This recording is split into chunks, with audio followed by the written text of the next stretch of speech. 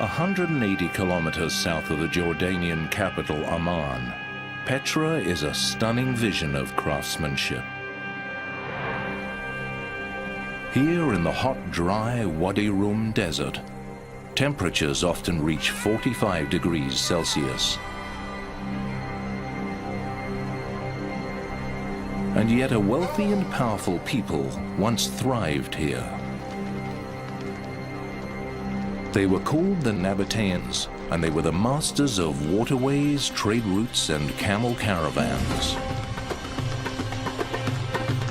Most people would consider this an inhospitable terrain, and it seems an unlikely place to establish a city. But it is precisely positioned at the crossroads of trade routes between Arabia, Africa, Persia, and the Mediterranean.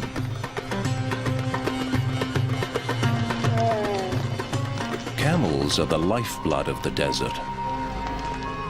They carry heavy burdens over long distances. Even though they move slowly, they can travel for long periods without food or water.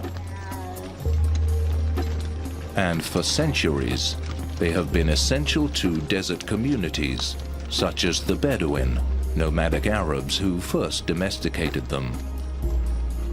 The monotony of this rugged terrain is broken by a narrow cleft in the canyon, a geological fissure in the sandstone. It's known as the Seek in Arabic, the shaft. Nearly 2 kilometers long and just a few meters wide in places. In Petra's heyday, this was a perfect natural gateway, easily defended. At its end, one of the most dramatic facades in the world is revealed.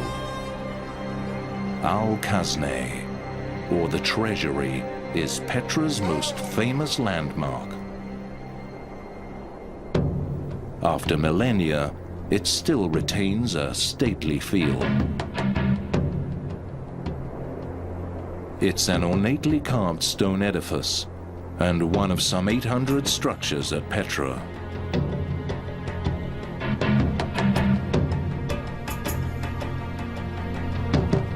The craftsmanship is exquisite. From the columns to the capitals, and from the sculptures to the pilasters. But by contrast, the interiors of many of Petra's buildings are unadorned and empty. Most were not residences. They were not built for the living. They were palatial tombs and funerary monuments for the city's wealthiest families. In Greek, the word Petra means rock. The name offers connotations of permanence. Indeed, it has survived earthquakes, abandonment, looting, and centuries of neglect. But it has nonetheless remained remarkably well preserved.